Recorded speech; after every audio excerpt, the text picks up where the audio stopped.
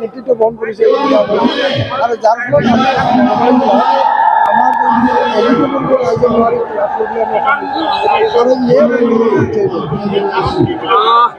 কি আশা কৰিব নলবাৰীৰ পৰা কিমান ভোটৰ আশা কৰিব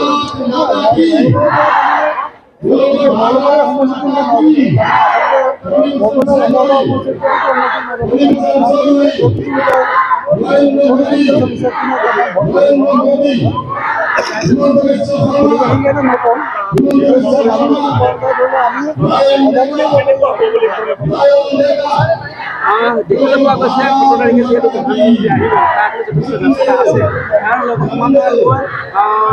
বিভিন্নজনে বিভিন্ন মন্তব্য কৰিছে আপোনাৰ বিৰুদ্ধে কি ক'ব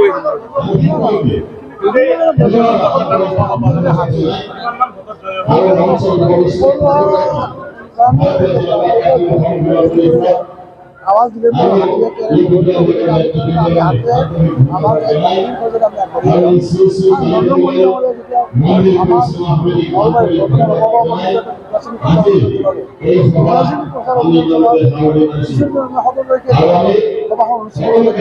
গতিকে আপোনালোকে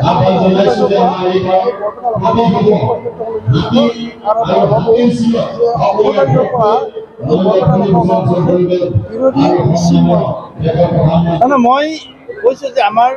ডক্টৰ হিমন্ত বিশ্ব শৰ্মা ডাঙৰীয়া আৰু নৰেন্দ্ৰ মোদী ডাঙৰীয়াৰ প্ৰতি ৰাইজৰ মৰম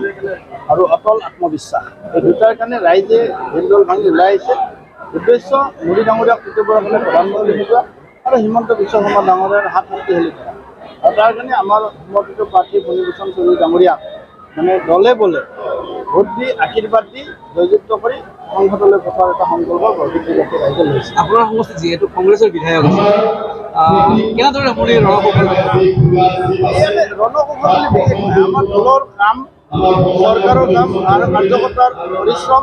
আৰু আমাৰ মোদী আৰু হিমন্ত বিশ্ব শৰ্মা ডাঙৰীয়াৰ যিটো ৰাইজৰ প্ৰতি সমৰ্পিত সেৱা সেই সেৱাৰ প্ৰতিদান স্বৰূপে ৰাইজ ভোট দিবৰ কাৰণে আগবাঢ়ি আহিছে। আমাৰ বেলেগ ৰণকৌশলৰ প্ৰয়োজন নাই। আমাৰ যিবিলাক আমাৰ কামটো মই MP হিচাপে আমাৰ ফাণ্ডো বহুত কম আছিলে কিন্তু তেখেতৰ জৰিয়তে তেখেতৰ সহায়ত কাম আমি দিনতো হয়তো গুৱাহাটীবাসীৰ যিটো অনাটন আছে সকলোৱে লগ লাগি নিশ্চয় পূৰণ কৰাৰ চেষ্টা কৰিম। শুভেচ্ছা জনাইছোঁ তেওঁ জয় হওক ভোটত জয় হ'ব কাৰণ এইবাৰ মুখ্যমন্ত্ৰী ডাঙৰীয়াই চেষ্টা কৰিছে যে আগতকৈ ভোট দিয়াৰ ভাল হওক মোদী ডাঙৰীয়াও ইচ্ছা কৰিছে সেইখিনি আমি কৰিব লাগিব।